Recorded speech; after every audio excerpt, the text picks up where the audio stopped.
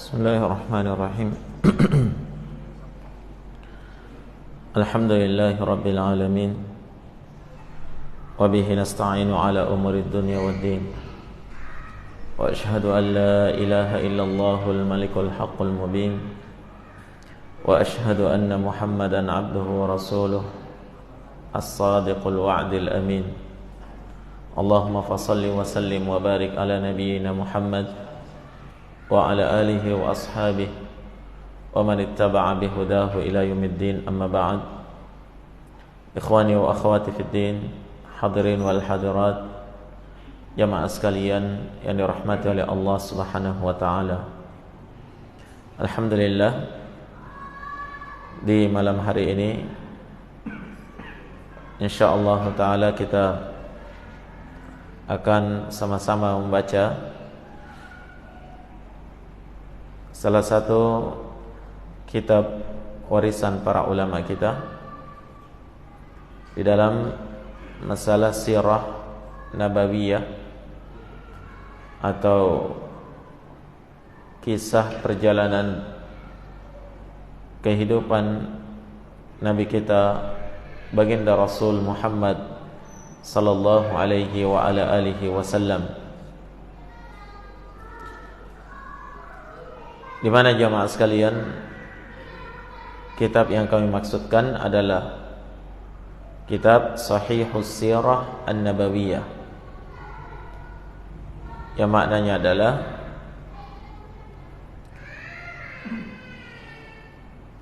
keterangan yang sahih yang datang dalam Sirah An-Nabawiyah, sirah perjalanan Nabi sallallahu alaihi wa ala alihi wasallam. Kitab ini ditulis oleh Al-Syekh Al-Imam Al-Muhaddits Muhammad Nasiruddin Al-Albani rahimahullah, di mana beliau mengumpulkan di sini riwayat-riwayat yang sahih ya, berkaitan dengan kisah perjalanan hidup manusia terbaik baginda Rasul Muhammad sallallahu alaihi wa ala alihi wasallam.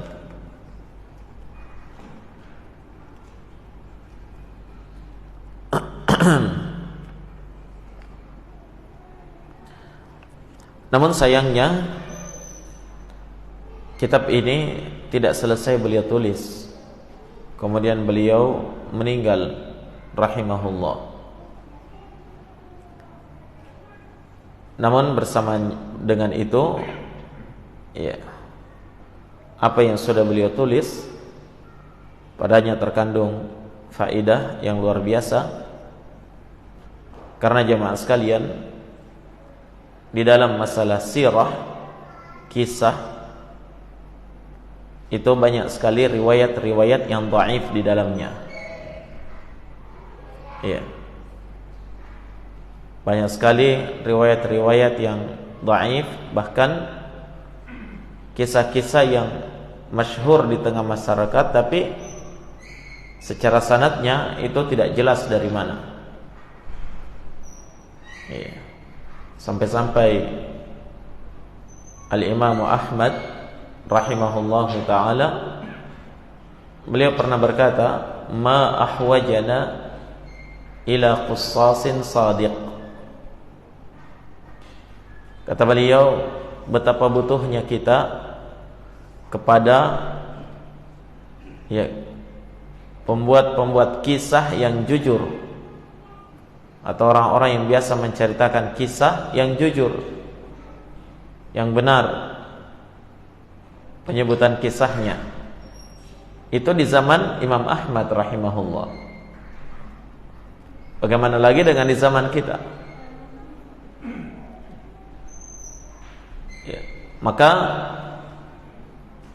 di dalam membaca satu kisah atau sirah itu kita butuh riwayat yang sahih. Dan Syekh Al-Albani rahimahullah dalam kitab ini beliau sudah mengumpulkan riwayat-riwayat yang sahih menurut beliau sesuai dengan penelitian beliau, ya, dari kisah baginda Rasul Muhammad sallallahu alaihi wa ala alihi wasallam. Nah,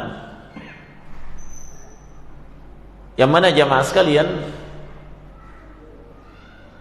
kisah Nabi sallallahu alaihi wasallam itu adalah kisah perjalanan hidup yang paling agung, yang paling mulia, kisah perjalanan hidup yang terbaik.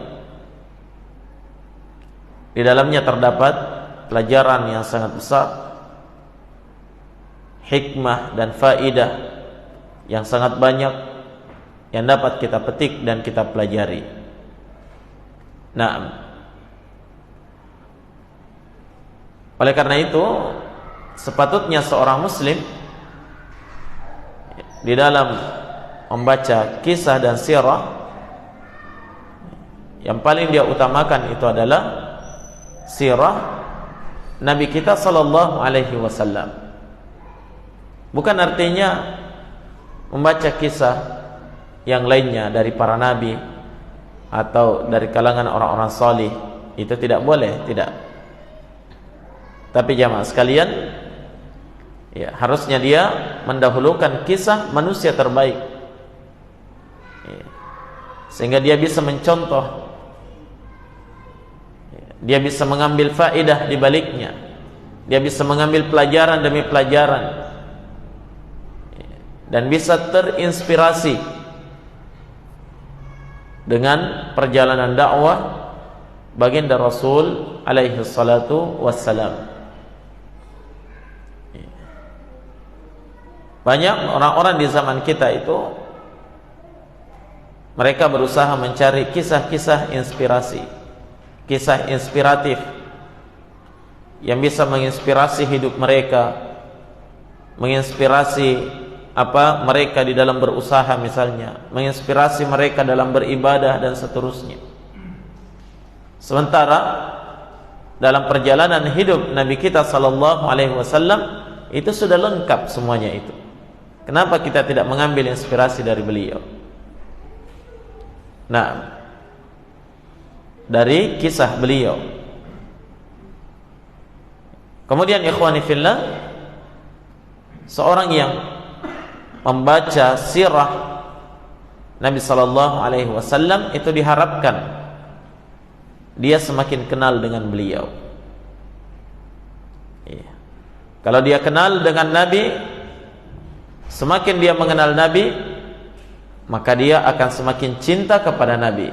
Betul?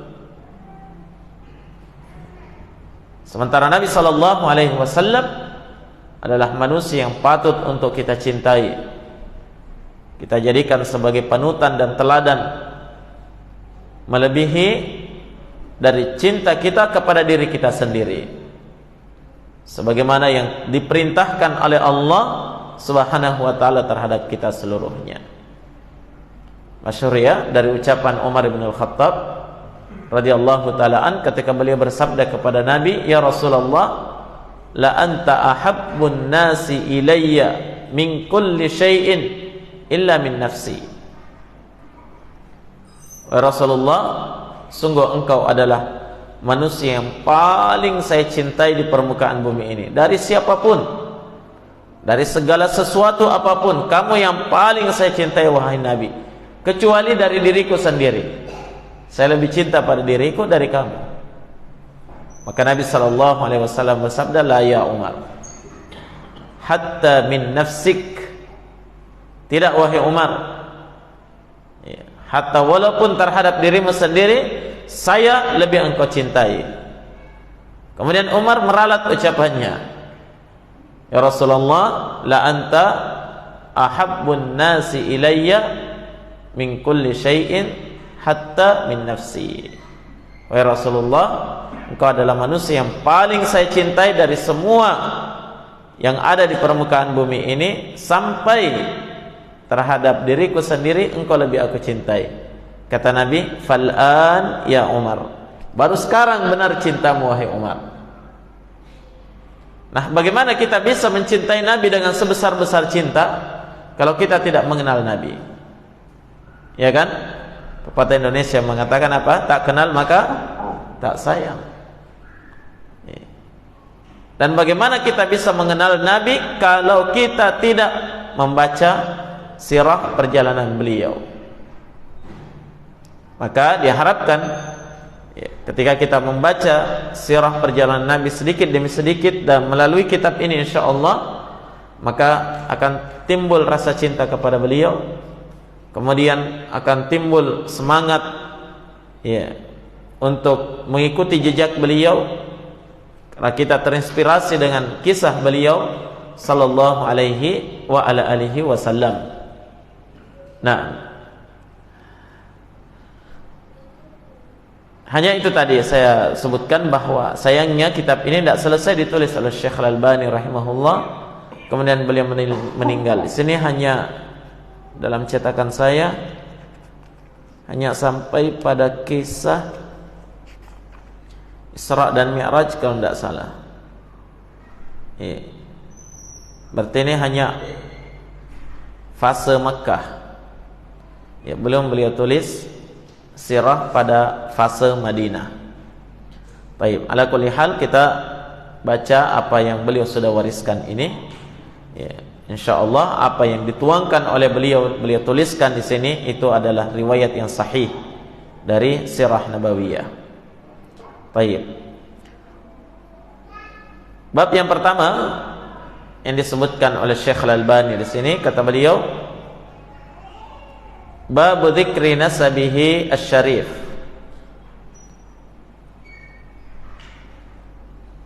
Wa tibi aslihi al-munif.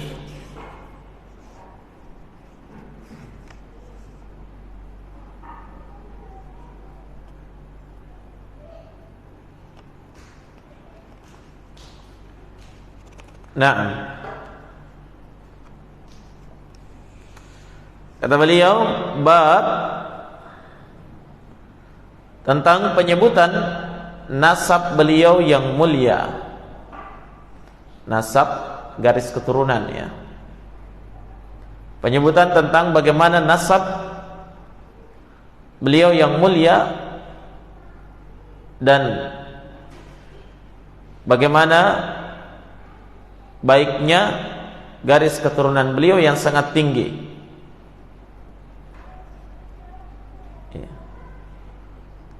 Di sini dimulai dari penyebutan tentang nasab Nabi sallallahu alaihi wasallam, siapa orang tuanya, siapa, dari keturunan mana beliau. Kenapa ikhwani fillah? Karena ini sangat penting ya.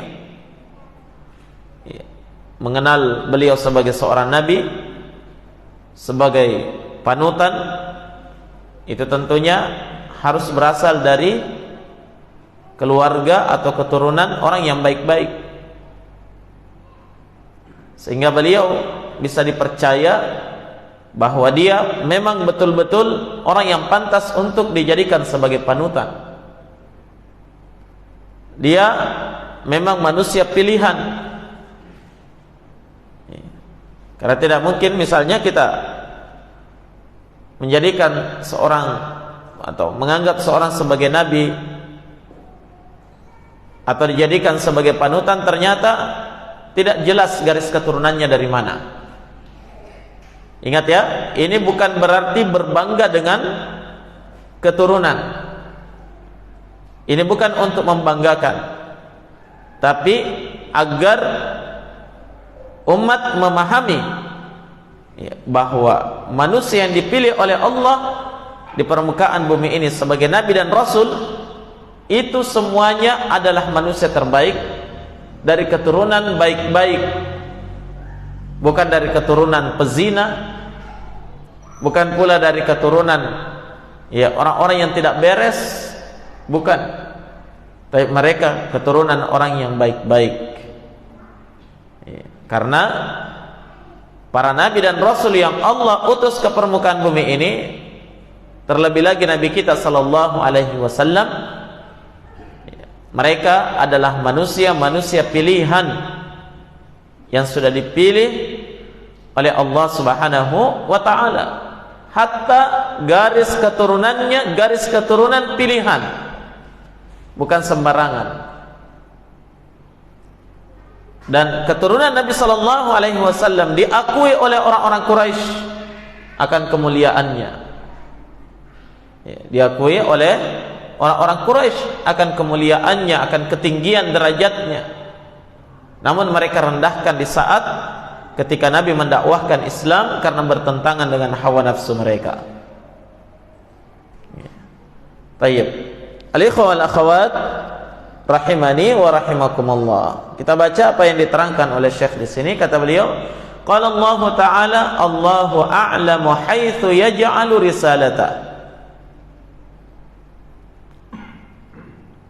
Allah Subhanahu wa taala berfirman dalam surah Al-An'am ayat 124, Allahu a'lamu haitsu yaj'alu risalata. Allah yang lebih tahu kepada siapa dia pantas memberikan risalahnya. Artinya Allah tidak akan sembarang orang memberikan amanah risalah yang sangat besar ini, mengemban dakwah, mengembalikan umat kepada jalan yang lurus. Allah tidak akan sembarang memberikan kepada siapa saja atau kepada sembarang orang. Tapi Allah lebih tahu siapa yang pantas untuk mengemban itu. Siapa orang yang pantas untuk membawa risalah tauhid dan sunnah di permukaan bumi ini. Ya. Kemudian kata beliau, walamma sa'ala Hiraqal malikur Rum, walamma sa'ala Hiraqal malikur Rum Aba Sufyan tilkal as'ilata an sifatihi alaihi salatu wassalam, qal kaifa nasabuhu fikum? Qala huwa fina dhu nasab. Qala kadzalika ar-rusul tub'atsu fi ansabi qaumiha, yakni fi akramiha ahsaban wa aktsariha qabilatan salawatullahi alaihim ajma'in. Dan ketika Hiraqal, raja Romawi ketika itu,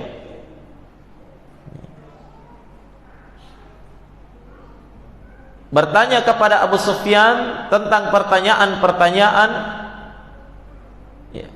bertanya kepada Abu Sufyan pertanyaan-pertanyaan tentang sifat-sifat beliau alaihi salatu wassalam. Maka yang ditanyakan oleh Hiraqal adalah kaifa nasabuhu fikum, bagaimana garis keturunannya di tengah kalian. Ini kisah, potongan kisah ini disebutkan oleh Syekh Al-Albani di sini. Ini potongan dari kisah ketika sebahagian kaum muslimin itu pergi ke Romawi dan orang-orang Quraisy itu berupaya untuk menghasut Raja Romawi ini sehingga mereka mau memerangi Nabi sallallahu alaihi wasallam. Ya, Hiraqal ketika itu Raja Romawi namanya Hiraqal. Mungkin juga ini gelarannya ya, gelaran raja ketika itu seperti Hiraqal. Ya, kalau di mana? Kalau di Ethiopia itu siapa? Habasyah. Di Habasyah siapa? Najasyi ya. Kalau di Mesir Firaun. Ya. Hiraqal juga, mungkin ini kalau bahasa Inggris ya Hiraqal mungkin Heraklius, wallahu a'lam. Jadi ini orang Quraisy mengutus delegasi untuk menghadap ke Raja Romawi, menghasut agar supaya mereka mau memerangi kaum muslimin. Terlebih lagi di negerinya ada beberapa kaum muslimin yang datang ke sana. Ya. Yang diutus adalah beberapa orang, di antaranya juru bicaranya adalah Abu Sufyan bin Harb, mertuanya Nabi. Mertua Nabi ketika Nabi sudah di Madinah, ya. Ya.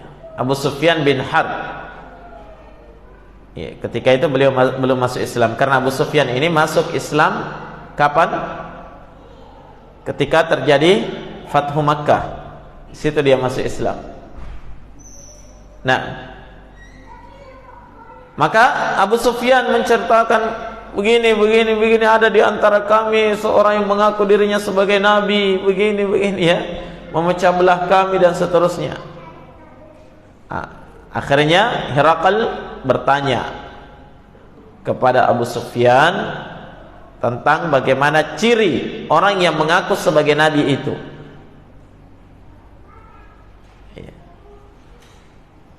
Bagaimana ciri orang yang sebagai nabi itu? Dan Abu Sufyan itu menjawab dengan sejujur-jujurnya. Kenapa? Karena dia malu kalau dia berdusta. Ya. Bahkan Abu Sufyan sendiri mengakui, ya, ketika dia sudah masuk Islam, ya, katanya, seandainya saya tidak malu, ya, rusak reputasi saya kalau saya berdusta, saya akan berdusta saat itu tentang ciri Nabi Muhammad. Tapi karena dia malu, akhirnya dia jawab sejujur-jujurnya. Di antara yang ditanyakan oleh Herakl itu adalah kaifa nasabuhu fikum. Memangnya bagaimana nasab orang itu di tengah kalian? Apakah nasabnya nasab orang yang baik atau justru nasabnya tidak jelas? Ya, orang dari mana? Apalagi di zaman dahulu masih ada perbudakan. Ya, jangan sampai ya, dia adalah bekas budak misalnya, ya, maula. Ya, itu termasuk keturunan yang direndahkan di masa itu. Nah, maka ditanya bagaimana nasabnya di tengah kalian? Qal, Abu Sufyan menjawab, huwa fina dzu nasab. Dia di tengah-tengah kami, ya, bangsa Arab adalah orang yang memiliki nasab yang baik. Nasabnya dikenal sebagai keturunan orang yang baik. Ya, karena memang seperti itu kan kondisi keturunan Nabi di Makkah, ya. Ya, ayahnya orang baik-baik, kakeknya, ya, kakek-kakeknya dan seterusnya itu dikenal pemegang kunci pintu Ka'bah. Ketika itu tidak sembarang orang yang bisa memegang tugas pemegang kunci pintu Ka'bah. Nah, yang menjadi khadim, ya, menjadi pelayan di Baitullah, tidak sembarang. Dan Nabi dari keturunan mereka. Makanya Abu Sufyan mengatakan dia adalah orang punya keturunan baik di tengah kami. Qal, maka Herakl menjawab, kadzalika ar-rusul tub'atsu fi ansabi qaumiha. Demikianlah para rasul, semua rasul yang terutus, kata Herakl. Ini diajari Abu Sufyan ini. Semua nabi yang terutus dari dulu itu semuanya adalah orang yang paling baik nasabnya di tengah kaumnya. Tidak ada rasul yang diutus dari dulu itu nasabnya dari nasab abal-abal misalnya. Tidak jelas. Wa aktsaruha qabilatan. Dan mereka para rasul itu nasabnya dari kabilah yang paling banyak, maksudnya kabilah besar, keturunan apa ke suku ya, suku kabilah, suku yang besar, bukan suku yang kecil-kecil kan ya. Dengan bahasa Arab ketika itu mereka bersuku-suku kan, banyak suku, dan ada suku yang besar. Suku yang besar itu menunjukkan mereka suku yang kuat, karena ketika itu hukum riba masih berlaku. Nah, menunjukkan mereka suku yang kuat, suku yang tidak diperbudak oleh suku yang lainnya. Nah, itu kata Herakl, mereka dari suku yang banyak. Salawatullahi alaihim ajma'in, semoga salawat Allah terhadap mereka para rasul itu seluruhnya. Kemudian kata Syekh, fahuwa sayyidu waladi Adam wa fakhruhum fid dunya wal akhirah. Maka Nabi sallallahu alaihi wasallam adalah sayyid seluruh anak cucu Adam. Apa artinya sayyid? Pemimpin, penghulu. Iya. Penghulu anak cucu Adam seluruhnya. Semua anak cucu Adam dari awal sampai akhirnya, Nabi kita penghulunya. Beliau disebut sayyidu waladi Adam, penghulu anak cucu Adam, berarti mencakup semua manusia. Beliau juga disebut sayyidul mursalin. Apa itu sayyidul mursalin? Penghulu para rasul. Iya.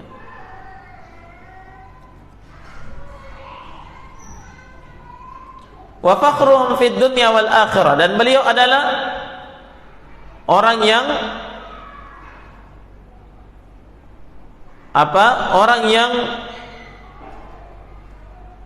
dibanggakan, ya, merupakan kebanggaan anak cucu Adam di dunia dan di akhirat.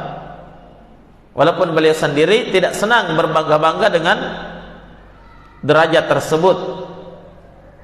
Ya. Nabi sallallahu alaihi wasallam bersabda dalam sebuah riwayat yang sahih, "Ana sayyidu waladi Adam yaumal qiyamah wala fakhr."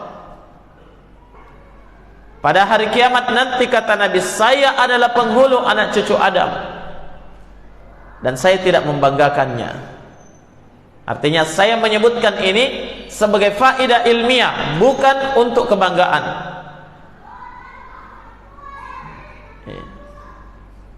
Maka beliau adalah sayyid anak cucu Adam. Tayyib.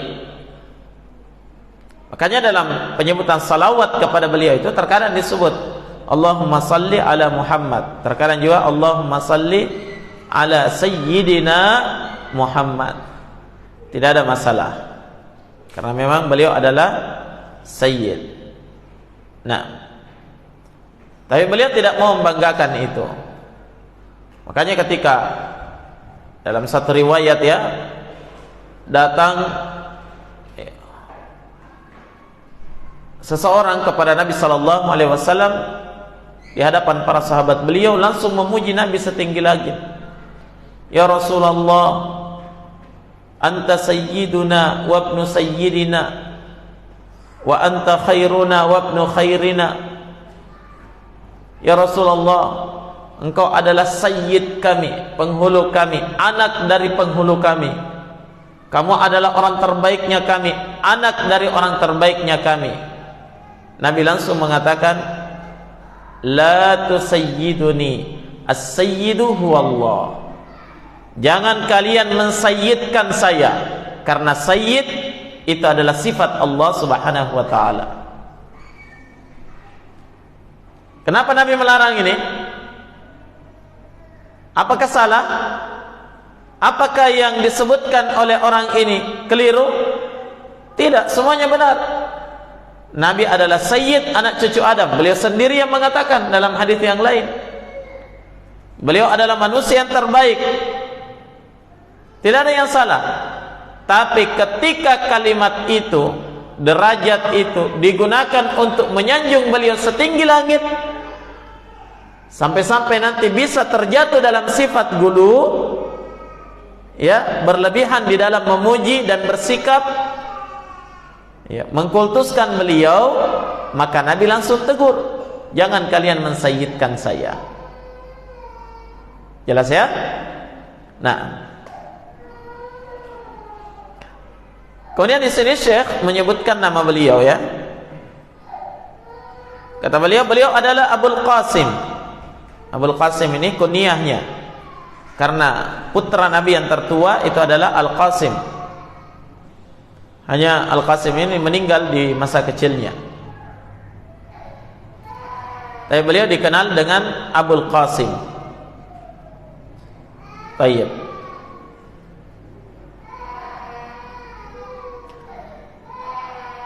Dari awal Nabi memang kunyahnya itu adalah Abul Qasim, ya. Dan ada hadis Nabi sallallahu alaihi wasallam yang menyebutkan tasammu bismi wala takannu bikunniyati. Bernamalah kalian seperti namaku, tapi jangan kalian berkunyah seperti kunyahku. Zahir dari hadis ini menunjukkan Nabi melarang orang berkunyah seperti kunyah beliau Abul Qasim misalnya ya. Namun sebagian ulama mengatakan bukan itu yang dilarang oleh Nabi, tapi yang dilarang dalam hadis itu adalah orang yang berkunyah dengan kunyah Nabi sekaligus namanya sama dengan nama Nabi. Ya, misalnya nama dia Muhammad, ya, langsung dia bikin kunyah juga Abul Qasim. Ini yang tidak boleh. Tapi kalau dia misalnya Abul Qasim, ya, Abul Qasim fulan, ya, yang bukan Muhammad atau Ahmad, karena Ahmad juga namanya Nabi kita ya. Iya. Misalnya dia berkunyah Abul Qasim Suhail, Abul Qasim Sahal. Nah, siapa saja nama selain dari nama yang sama dengan namanya Nabi, itu boleh berkunyah dengan Abul Qasim. Ya, seorang itu apakah dia bernama dengan namanya Nabi atau dia berkunyah dengan kunyahnya Nabi? Tidak boleh nama dan kunyahnya Nabi sama dengan nama dan kunyah dia. Bisa dipahami ya? Ya, makanya banyak dari kalangan para ulama kita itu yang berkunyah juga dengan kunyah Abul Qasim. Ya. Wa Abu Ibrahim, dan beliau juga Abu Ibrahim. Nah, ini Abu Ibrahim dijadikan kunyah oleh Nabi ketika beliau memiliki seorang budak wanita dari Mesir yang dikirim oleh Raja Mesir sebagai hadiah untuk Nabi. Siapa namanya? Maria Al-Qibtiyah, ya, seorang budak wanita yang sangat cantik, yang sempat menjadikan istri-istri Nabi itu cemburu kepadanya, ya, dan dia melahirkan anak laki-laki untuk Nabi. Nabi beri nama Ibrahim. Namun Ibrahim ini juga meninggal di masa kecilnya. Maka ketika Nabi punya anak namanya Ibrahim, maka Nabi pun juga berkunyah dengan Abu Ibrahim. Namun yang paling masyhurnya Nabi itu kunyahnya Abul Qasim. Kata beliau, Muhammad wa Ahmad wal mahi alladhi yumha bihil kufr. Ini semua penyebutan namanya Nabi. Jadi kunyah beliau ada dua, Abul Qasim dan Abu Ibrahim. Namanya Muhammad, juga bernama Ahmad. Nah, Muhammad dan Ahmad ini dua-duanya ada dalam Al-Quran ya.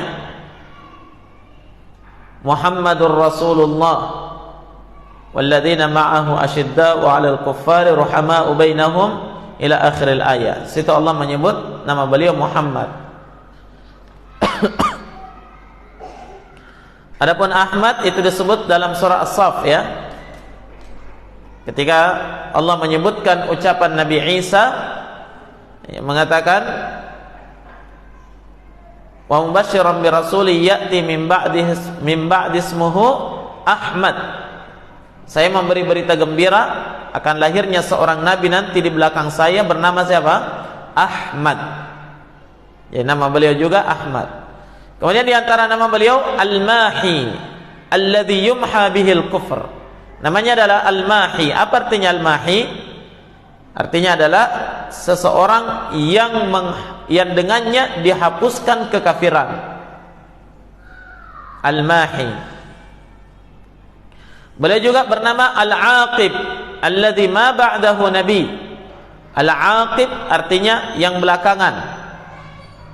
Yang mana beliau dinamakan Al-Aqib karena tidak ada lagi nabi setelah beliau. Wal Hashir alladhi yuhsyarun nasu ala qadamai. Beliau juga bernama Al-Hashir. Al-Hashir yang membangkitkan. Kenapa beliau dinamakan seperti itu? Mananya adalah dia adalah orang yang seluruh manusia akan dibangkitkan di bawah kedua kakinya. Karena beliau adalah manusia yang pertama dibangkitkan pada hari kiamat ya. Orang yang pertama berdiri bangkit pada hari kiamat. Maka setelah itu manusia semuanya bangkit. Maka seolah-olah manusia itu bangkit di bawah telapak kakinya. Begitu.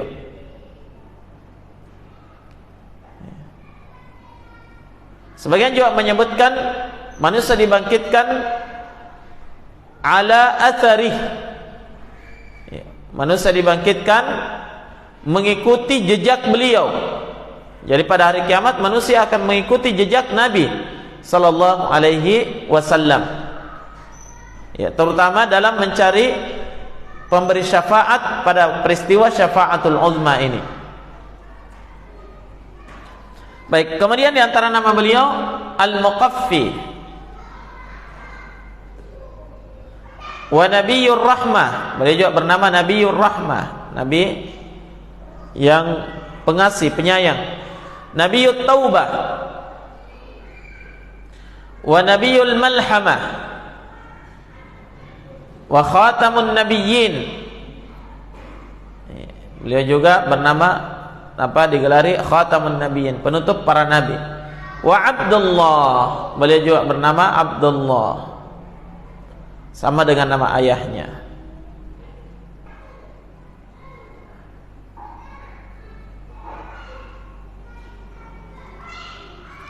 Baik, ini diantara nama-nama Nabi Sallallahu Alaihi Wasallam. Ada berapa tadi itu?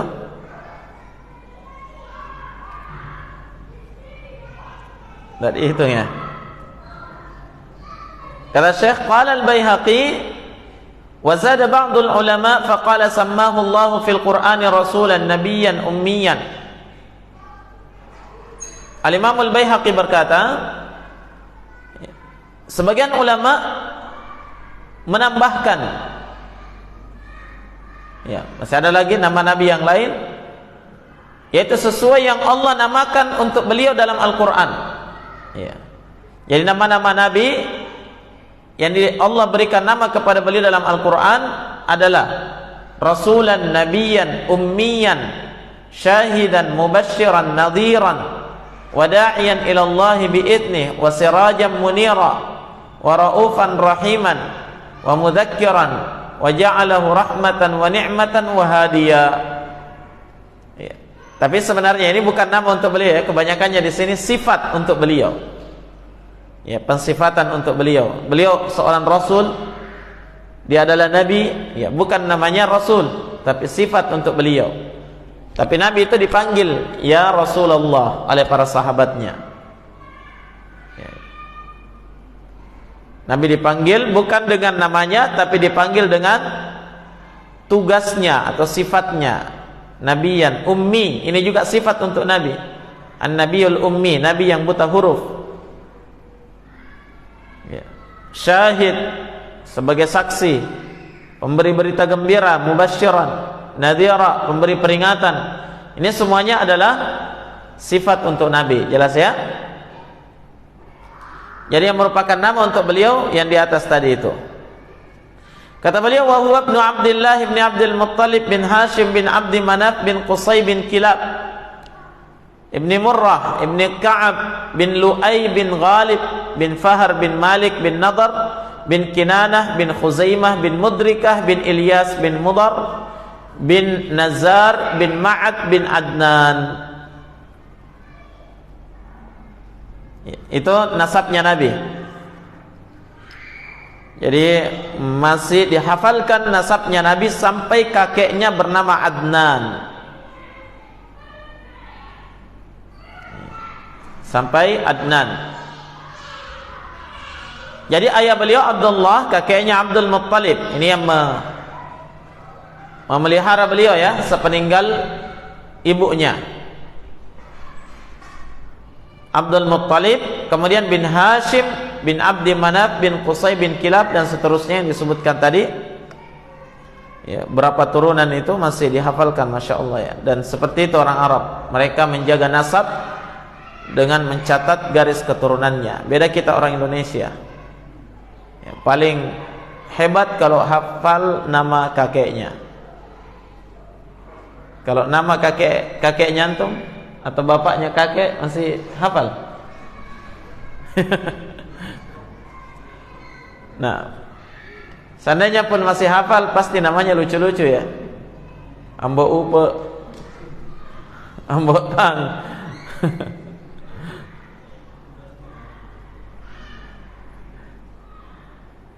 Baik. Jadi ini nasab Nabi, penyebutannya ini sampai ke Adnan, itu yang sahih, disepakati akan kesahihannya. Ya. Kata beliau, wa huwa min walad Ismail la mahala ala ikhtilafi kam abin bainahuma. Dan beliau sallallahu alaihi wasallam dari keturunan Nabi Ismail, dan ini pasti, tidak diragukan ini dan tidak diperselisihkan. Beliau dari keturunan Nabi Ismail alaihi salatu wassalam. Ya. Yang diperselisihkan adalah kam abin bainahuma, berapa ya, berapa orang di antara Nabi Ismail dengan Nabi Muhammad. Ini yang diperselisihkan. Nah, berapa lapis dari Nabi Ismail sampai ke Nabi Muhammad sallallahu alaihi wasallam. Dan dari keturunan Ismail, keturunan Nabi Ibrahim, dari jalur Nabi Ismail itu tidak ada yang menjadi nabi kecuali Nabi Muhammad. Jadi berapa lapis itu dari Ismail, berapa abad baru lahir Nabi Muhammad. Paham? Ada yang menyebutkan ya, apa namanya, nasab Nabi dari Nabi Muhammad sampai Nabi Ismail ada. Jadi Adnan ke atas masih ada lagi, tapi itu tidak bisa dipertanggungjawabkan kesahihannya. Paham? Yang disepakati kesahihannya hanya sampai Adnan saja. Iya, bin Nazar bin Ma'ad bin Adnan. Itu yang sahih. Ke atas sudah tidak bisa dipertanggungjawabkan. Paham ya? Tapi yang dipastikan beliau ini dari keturunan Nabi Ismail. Sudah bisa dipahami ini? Ya. Jadi Nabi kita dari keturunan Nabi Ismail bin Ibrahim. Ismail bin Ibrahim alaihi wassalatu wassalam. Anak Nabi Ibrahim dari jalur Ishak. Ya, kan dua anaknya Nabi Ibrahim, semuanya nabi ya. Dari dua istri juga. Jadi dari istri pertama lahir Ishak. Ishak ini melahirkan nabi-nabi yang banyak. Ya. Ishak melahirkan Yakub. Ya. Kemudian Yakub inilah yang melahirkan nabi-nabi, dari keturunannya ada nabi yang sangat banyak, cucunya, cicitnya, dan seterusnya dari Nabi Bani Israel. Kenapa disebut Bani Israel? Karena Ishak, Yakub bin Ishak ini nama lainnya adalah Israel, bukan Israel. Israel, ya. Jadi Israel itu juga Yakub bin Ishak, ya. Maka semua keturunannya Yakub bin Ishak itu namanya Bani Israel. Faham? Dan ini adalah bangsa yang sangat banyak dan turun temurun, lama mereka tidak hilang, bangsa Bani Israel ini. Pada mereka lah diutus nabi dan rasul yang sangat banyak, termasuk Nabi Isa, Nabi Musa, ya, Nabi Harun, ya, dan seterusnya dari nabi-nabi Bani Israel. Itu dari keturunan siapa tadi? Yakub bin Ishak, begitu ya? Yakub bin Ishak. Yakub sendiri punya anak langsung, ya, anaknya langsung menjadi nabi. Siapa namanya? Yusuf, ya. Yusuf bin Yakub bin Ishak bin Ibrahim. Ya. Jadi banyak nabi di situ dari keturunan Ishak. Tapi dari keturunan Ismail tidak ada nabi kecuali beberapa abad setelah itu, berapa lapis keturunannya, baru lahir Nabi Muhammad, pemimpin para nabi. Ya, memang cuma satu keturunannya nabi, tapi langsung pemimpin para nabi dan penutup para nabi. Seperti itu ya. Baik. Kata beliau, wa hadzal nasab bi hadhihi sifah la khilafa fihi bainal ulama. Dan nasab ini, ya, dengan nasab yang kita bacakan tadi itu tidak ada khilaf, tidak ada perselisihan, silang pendapat di kalangan para ulama bahwa itu benar. Sampai ke mana tadi? Sampai ke Adnan. Nah, itu dipertanggungjawabkan. Fajami'u qabaili Arabil Hijaz yantamuna ila hadzal nasab. Maka seluruh kabilah, suku-suku Arab yang ada di Hijaz, Hijaz itu tanah Arab, ya, semuanya, ya, mereka semuanya bernisbah kepada nasab ini, ya, mereka semuanya berasal dari nasab ini. Jadi semua kabilah Arab berasal dari nasab ini, dari nasab keturunan Adnan, ya. Kenapa? Karena Nabi Ismail, ya, ketika dia masih kecil dibawa sama Nabi Ibrahim kemana? Ke Bakkah. Ketika itu namanya Bakkah, sebagaimana disebutkan dalam surah Al-Baqarah. Sekarang namanya Makkah, begitu ya? Iya. Apakah Nabi Ismail orang Arab? Bukan. Tapi Nabi Ismail dibawa ke Makkah, ya, mungkin akan datang nanti kisahnya. Nabi Ismail dibawa ke Mekah oleh Nabi Ibrahim, tidak ada orang, ya kan? Ya, padang tandus. Kemudian muncul air Zam-Zam dari pertolongan Allah. Ya. Ketika muncul air Zam-Zam ini, ya, ada satu suku yang datang dari Yaman. Pekerjaan mereka itu mengembalakan ternak dan bertani secara berpindah-pindah. Apalagi istilahnya waktu SD itu, lupa saya namanya.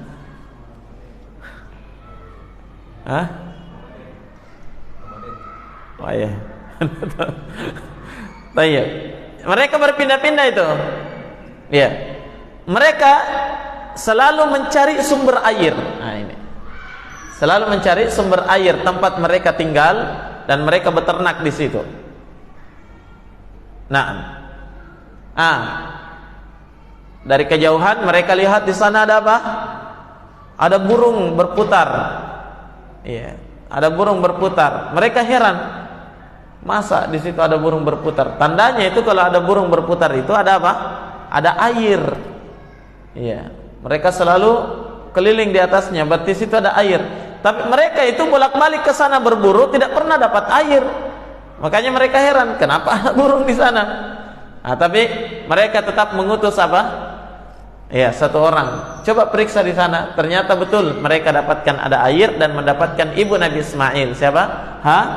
Hajar. Ya. Mereka pun minta izin untuk tinggal di situ, di sekelilingnya. Ya. Suku dari mana tadi? Dari Yaman ini, saya lupa nama sukunya, ya, dari Yaman ini, mereka minta izin tinggal di situ di dekat Zamzam. Akhirnya diizinkan, mereka pun akhirnya tinggal di sekeliling Zamzam bersama dengan Ismail. Begitu ya? Akhirnya Nabi Ismail yang asalnya dari Syam, beliau bukan orang Arab, ya, asalnya dia itu bukan berbahasa Arab ya. Ya. Mungkin beliau berbahasa Ibrani atau yang semisalnya. Tapi karena yang tinggal di sekelilingnya ini orang Arab dari Yaman, Nabi Ismail pun langsung belajar bahasa Arab. Otomatis beliau berbahasa Arab. Ketika dewasa, Nabi Ismail dinikahkan dengan anak wanita dari bangsa ini, bangsa Arab ini. Akhirnya anak Nabi Ismail adalah orang Arab. Begitu ya? Dari keturunan inilah kabilah-kabilah Arab, dan disebutkan dalam satu kisah, satu riwayat bahwa Nabi Ismail itu punya 12 orang anak, semuanya laki-laki. Ya. Beliau punya 12 orang anak, semuanya laki-laki. Dan semua putra Nabi Ismail ini melahirkan anak-anak dan menjadi suku-suku. Sehingga ketika itu di Makkah dan sekitarnya itu awalnya itu ada 12 suku. Iya, 12 suku semuanya dari anak-anak Nabi Ismail ini. Bisa dipahami? Iya, makanya dikatakan orang Arab itu dari keturunan itu semuanya. Iya. Berarti asalnya orang Arab itu dari mana? Dari Yaman. Iya. Asal suku Arab itu dari bangsa Arab itu dari Yaman. Hanya lebih berkembang di mana? Di Makkah dan sekitarnya. Ya, lebih berkembang di situ. Karena ini tadi Nabi Ismail punya 12 orang anak, semuanya jadi suku. Seperti itu. Naam. ولهذا قال ابن عباس وغيره في قوله تعالى قل لا أسألكم عليه أجرا إلا المودة في القربى لم يكن بطن من بطون قريش إلا ورسول الله صلى الله عليه وسلم نسب يتصل بهم.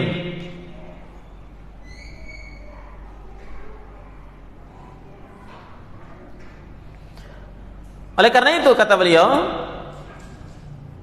datang dalam satu riwayat dari Ibnu Abbas, Abdullah bin Abbas radhiyallahu an, sepupu Nabi dan selainnya, beliau berkata ketika menafsirkan firman Allah dalam surah Asy-Syura ayat 23, "Qul la as'alukum 'alaihi ajra illa al-mawaddata fil qurba." Katakan, saya tidak bertanya, tidak meminta kepada kalian balasan kecuali hanya al-mawaddatu fil qurba, kecintaan sebagai seorang kerabat, keluarga. Jadi Allah perintahkan Nabi Muhammad, katakan wahai Muhammad kepada orang Quraisy yang memusuhi kamu itu, saya dalam dakwah ini mengajak kalian pada kebaikan ini bukan minta imbalan. Ya, saya tidak minta imbalan dari kalian. Hanya kalian harus ingat bahwa harusnya kalian punya kecintaan kepada saya sebagai kerabat, karena sebagai orang Arab. Begitu ya. Kata Ibn Abbas ketika menafsirkan ayat ini, tidak satu pun perut dari perut Quraisy, maksudnya tidak satu pun wanita dari wanita-wanita Quraisy yang melahirkan anak kecuali Rasulullah itu punya nasab bersambung dengan mereka. Artinya pasti keluarga dengan Nabi. Kenapa? Karena semua orang Arab keturunan Nabi Ismail ini tadi. Jelas ya? Iya. Semua orang Arab keturunan Nabi Ismail. Apakah dia Quraisy atau yang lainnya, mereka itu adalah keturunan Nabi Ismail. Maka semua orang Arab itu adalah keluarga Nabi sallallahu alaihi wasallam. Nah, seperti itu ya. Baik, sekira demikian dulu ikhwah yang bisa kita baca di malam hari ini.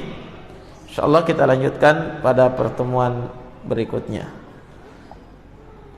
Naktafi bihadzal qadar. Subhanakallahumma bihamdik asyhadu an la ilaha illa anta astaghfiruka wa atubu ilaik. Walhamdulillahirabbil alamin.